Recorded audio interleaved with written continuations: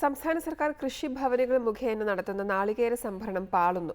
തേങ്ങ കൃഷിഭവനുകൾ ഏറ്റെടുക്കണമെങ്കിൽ മാസങ്ങൾക്ക് മുൻപേ ടോക്കൺ എടുത്ത് കാത്തിരിക്കേണ്ട അവസ്ഥയിലാണ് കർഷകർ.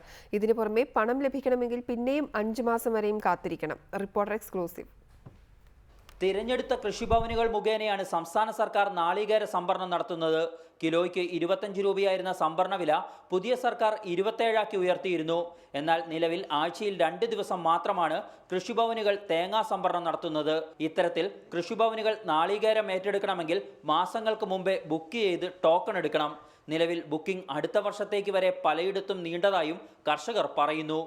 യഥാർത്ഥത്തിൽ ഇപ്പം കൃഷിഭവനിൽ ബുക്ക് ചെയ്യുന്ന ആളുകൾ വരുന്ന ജനുവരി, ഫെബ്രുവരി, മാർച്ച് മാസം വരെയൊക്കെ ബുക്കിംഗ് ആണ് ഇപ്പോൾ ആവശ്യപ്പെടുന്നത്. ബുക്കിംഗ് അത്രയും ടൈറ്റാണ്. ആഴ്ചയിൽ 2 ദിവസമേ ഈ നാളികേരം സംഭരിക്കുന്നുള്ളൂ. ഇനി ഇതെല്ലാം മറികടന്ന് നാളികേരം നൽകിയാലും പണം ഉടൻ ലഭിക്കില്ല. പിന്നെയും 5 മാസം വരെ പണത്തിനായി കാത്തിരിക്കേണ്ട അവസ്ഥയിലാണ് കർഷകർ. ഞാൻ കഴിഞ്ഞ മാർച്ച് 28 കൊടുത്ത പൈസ ഇപ്പോഴും കിട്ടിയിട്ടില്ല. കഴിഞ്ഞ സർക്കാരിന്റെ കാലത്ത് നാളികേരം സംഭരിച്ച വകയിൽ കർഷകർക്ക് 58 കോടി രൂപയാണ് നൽകാനുള്ളത്.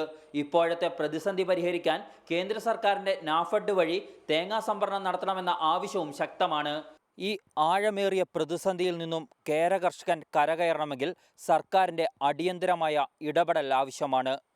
ക്യാമറാമാൻ മഹേഷ് കുമാറിനൊപ്പം KR സാജു, റിപ്പോർട്ടർ, കോഴിക്കോട്.